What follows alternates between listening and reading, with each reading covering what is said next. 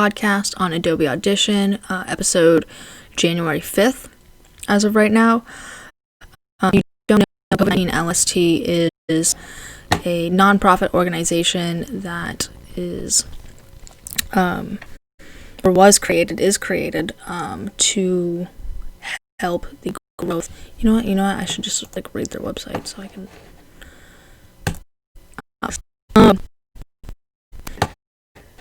let's see. Student PhDs, physicians, other passionate individuals, including myself. We keep up with the latest research on COVID-19, also known as SARS-CoV-2. Find the newest articles, read them, grade their level of evidence, and bring you to the bottom line. Our goal is to empower you to take the best care of yourself and those in your care. I've been working with this team since June or July now. Amazing individuals. They're also very smart and very nice. So I really appreciate doing this for them. I enjoy a lot. Anywho, let's just dive right into it. So if you aren't aware right now, what I do is I listen to the podcast, I do some edits, and then I put it into a multi-mix track, put a sound bed into it, then I export it as a wave, and then re-upload it, and publish it to our several podcast platforms such as Apple Podcasts, Spotify, and Anchor FM, as well as our website, covid19lst.org. So let's get into it. A report for file.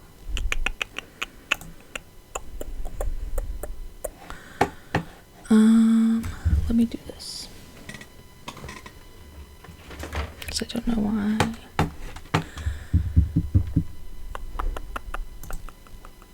No. Default. I thought I had this set up, but I did not.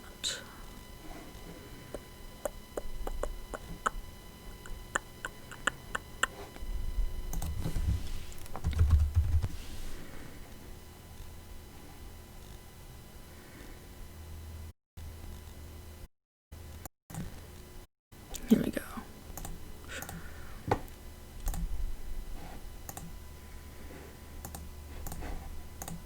January 5th. There we go. A report for January 5th, 2021. Climate. More transparency is needed for emergency use authorization in drugs and vaccines for COVID-19. Also, I wanted to give an update. The last time I went live on Twitch, one of the episodes had some background noise that I thought could be like a heater or a radiator or something like that. And I figured out how to fix it, and I wanted to share with everyone what it was. Wow, this mic is so bad. Oh my god. I recently purchased some Rode equipment, like a Rode microphone, which is not this microphone. This microphone is like a USB mic, and it's so terrible. But I'm waiting to get the arm for the mic, and it's on backlog, unfortunately. But once that happens, hopefully the clarity, audio-wise, will go up on this live stream. Yeah, so basically to get rid of background noise, select a few seconds where nobody's talking, press Shift P to save that particular sound pattern as a noise, then press Control A to select the whole track, then press Shift Control P to delete the previous set noise pattern from your audio, or go to Effects and go to Noise Reduction and do the steps above by clicking. So basically what that does is it removes the background noise pattern that was previously in the audio and then replaces it with what you just saved as a sound pattern. And that was great advice and very helpful. And then I had a friend who also said this method was really useful. According to a journalist writing for the Journal of American Medical Association, reporting on a recent U.S. Government Accountability Office report. The report calls on the Food and Drug Administration to publicly share the safety and efficacy data related to the emergency use authorization to improve public confidence during this unprecedented time. Oh, I need the jingle. The jingle. Dun, dun, dun, dun. And if you guys have any ideas on like any new jingle, new sounds, hit me up. I don't think we're changing a jingle anytime soon, but I always like to get new ideas. Jingle do do do do do do do do do do do do do do do do do do. All right.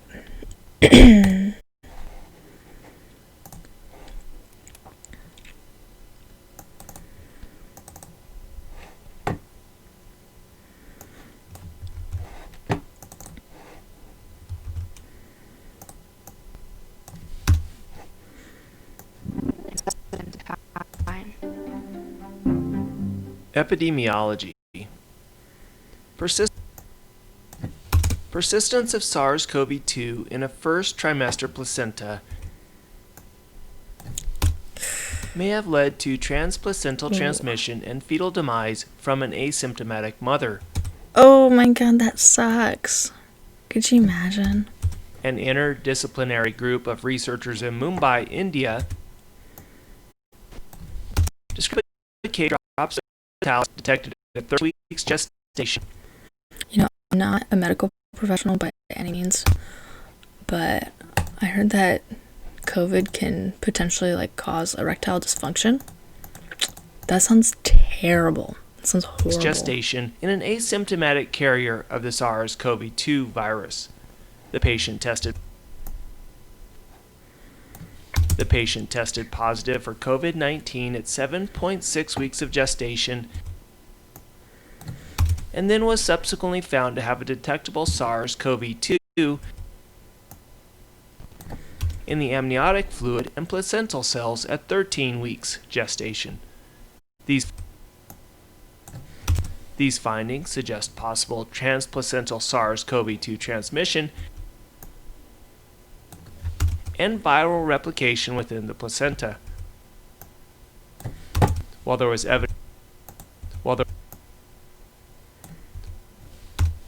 evidence of robust placental inflammation, fetal tissue was unavailable for biopsy, and therefore action of the fetus itself is unable to be determined. Damn. Understand. That's crazy to me. Like, so they make this, like they've learned that this could happen, but they couldn't like look at the placenta. It sucks. Understanding the pathology. Immunometabolism may be useful for inflammaging, immunosenescence, and autoimmunity in COVID-19. In this review, an interdisciplinary group of French researchers proposed that inflammaging. And I learned what inflammaging was last podcast. And I think it's literally like inflammation that's caused by aging. Which is a chronic low-grade inflammation that occurs with aging. Oh, she just said it. That's so funny. Okay, yeah. May be a common factor predisposing individuals with certain comorbidities to more severe COVID-19. They discuss how the underlying mechanisms of immunosenescence and chronic inflammation seen in the diseases such as diabetes, hypertension, metabolic syndrome, systemic lupus erythematosus, and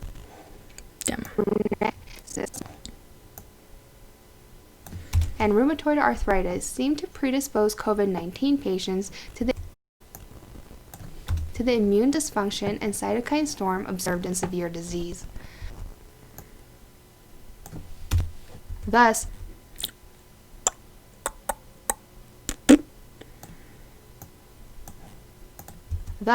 authors propose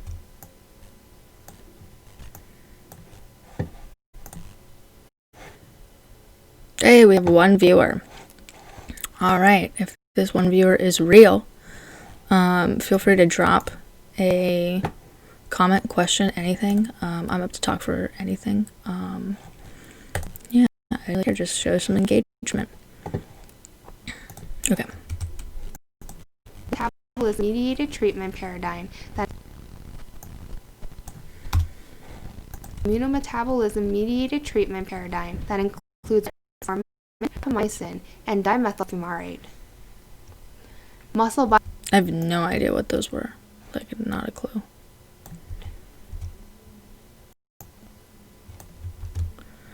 Bum bum bum bum bum bum bum bum. fumarate. Muscle biopsy findings in a case sheds light into COVID-19 associated muscle injury. Researchers at Johns Hopkins and the University of Minnesota Found. described the muscle biopsy of a patient who died from complications of COVID-19. That sucks. Findings demonstrate cellular damage within skeletal muscle that appeared to be primarily vascular in origin. These skeletal myocytes have minimal expression of ACE2 receptors, and the authors speculate that the damage to skeletal muscles likely results from secondary inflammatory and coagulopathic changes rather than viral damage. They theorize that these findings seen on electron microscopy may correlate with the myalgias and the elevated CK seen in SARS-CoV-2 infection. I do not know what that means. Transmission and prevention. Intrauterine transmission of SARS-CoV-2 from COVID-19 infected pregnant women is a potential complication, according to one review. Members of the Pakistan Health Research Council reviewed 16 articles with a total of 498 COVID-19 infected pregnant women on vertical transmission of SARS-CoV-2. They found vertical transmission occurred in 4.8% of SARS-CoV-2 infected mothers, ranked 23 of 471 patients. And in the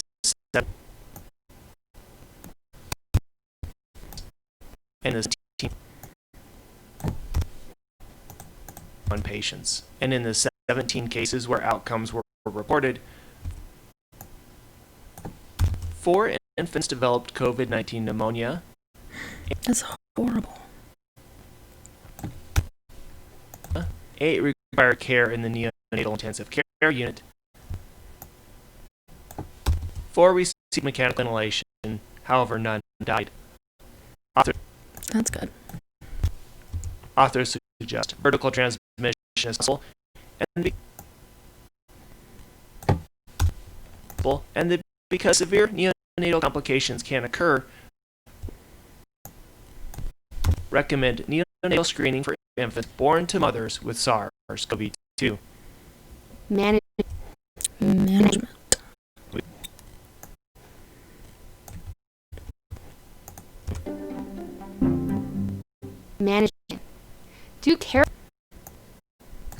Do care bundles improve outcomes in patients with COVID-19 related conditions in intensive care? I do not know. I have a feeling we'll find out. A systematic review by authors from Ireland and Australia examined the literature on ICU care bundles used in the management of COVID-19 and other acute respiratory pathogens, and identified 21 studies encompassing 8 countries with care bundles, most commonly including guidance on ventilator settings, restrictive fluid management, sedation, and prone positioning. The authors ultimately found no significant variation in the protocols used for these care bundles, and low quality evidence to support them. Given that care bundles are cornerstone ICU care, there is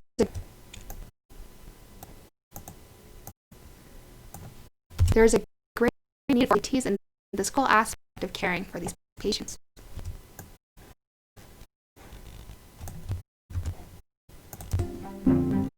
And what has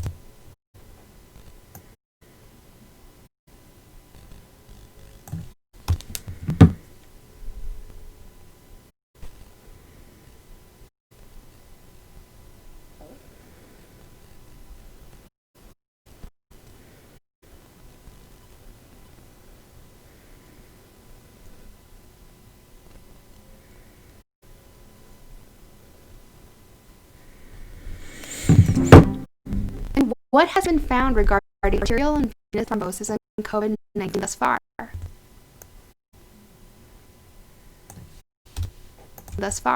A literature review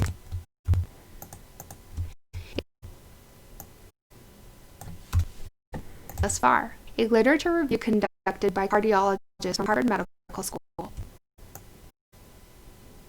analyzes the current data on the incidence and treatment of thrombotic complications in COVID-19 patients. Previous studies found thrombotic complications in 2.6% of non-critically ill hospitalized patients and 35% of critically ill hospitalized patients. Laboratory markers of hypercoagulability populations such as D-dimer, fibrinogen, and factor VIII. Current guidelines like prophylactic anticoagulation with low molecular weight heparin is recommended in critically and non-critically ill hospitalized patients. However, there's no consensus on anticoagulation of these patients after discharge. While further research is needed on the ideal management of COVID-19-induced coagulopathy, most societies agree that extended prophylaxis in non-hospitalized patients is not recommended. Adjusting during COVID. Clarithromycin can be used for adjunct surgical prophylaxis before non-elective deliveries to adapt to azithromycin shortages in the COVID-19 pandemic. A multi-center prospective cohort study of 240 pregnant patients undergoing non-elective cesarean deliveries found that the use of clarithromycin as surgical prophylaxis resulted in significantly lower rates of postpartum endometritis compared to the control group.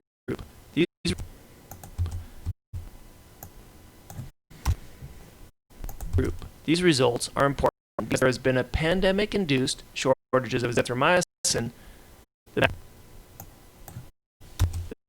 typically used for C-section prophylaxis. Notably, all women were SARS-CoV-2 negative, and subgroup analysis revealed a significantly decreased risk for Black women ages 18 to 29. Therefore, use of clarithromycin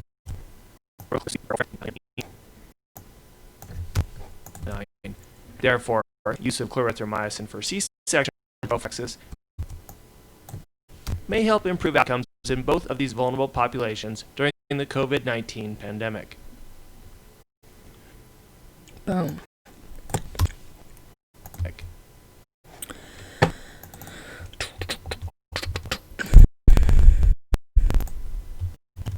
Pandemic.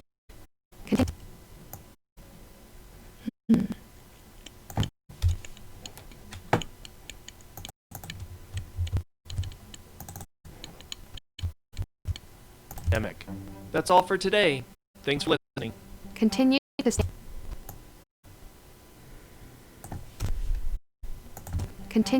informed with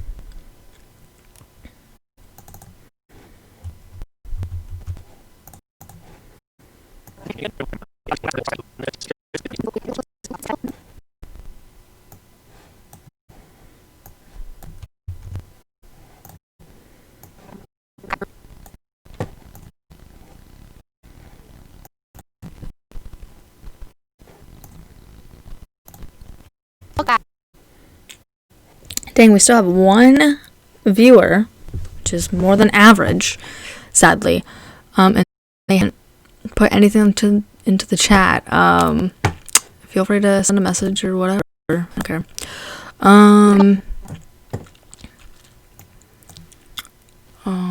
What was I doing? Oh yeah, multi-mix track. Okay, so we go to File, New, Multi-track Session. I don't name it until the end when I export it. Drag and drop.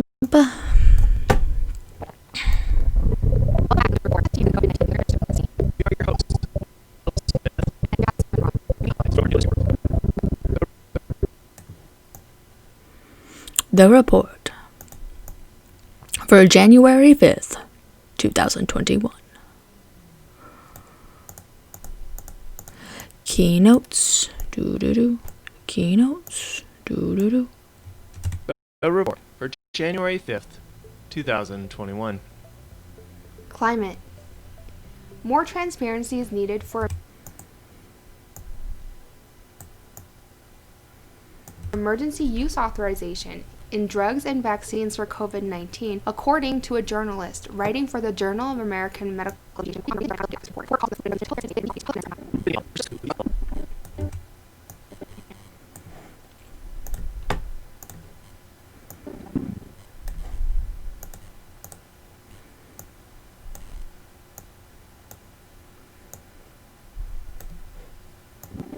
unprecedented time. Epidemiology. Persistence of SARS-CoV-2 in a first trimester placenta gestation. These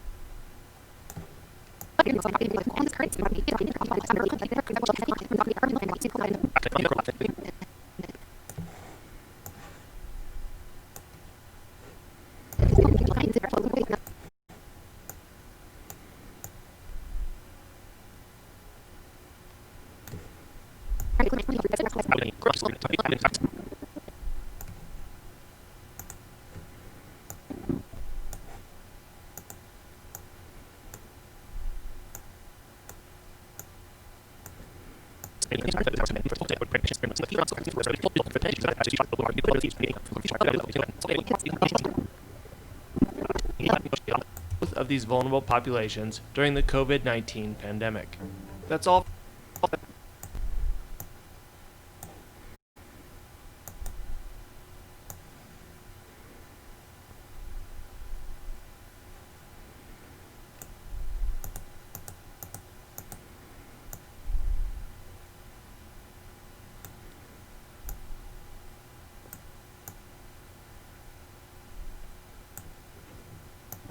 Populations during the COVID-19 pandemic. That's all for today. Thanks for listening. Continue to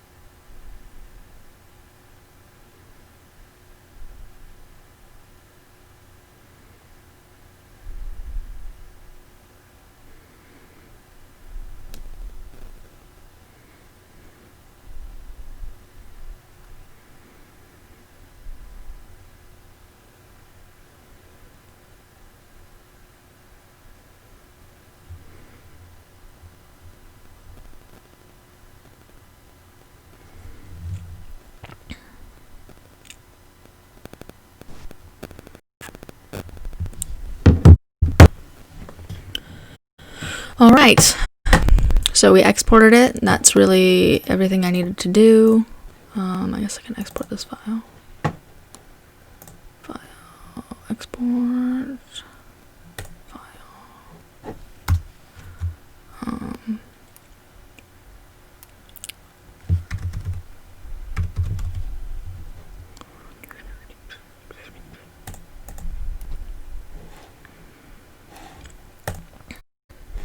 Okay, so we still have the one viewer, but nothing in the chat. That's cool.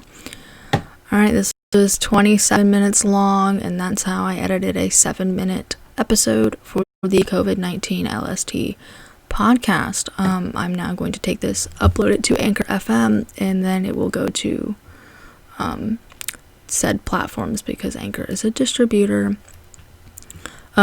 Feel free to listen to the COVID-19 LST podcast on Apple Podcasts, Spotify, our website, and many more. All right, hopefully this was helpful to someone.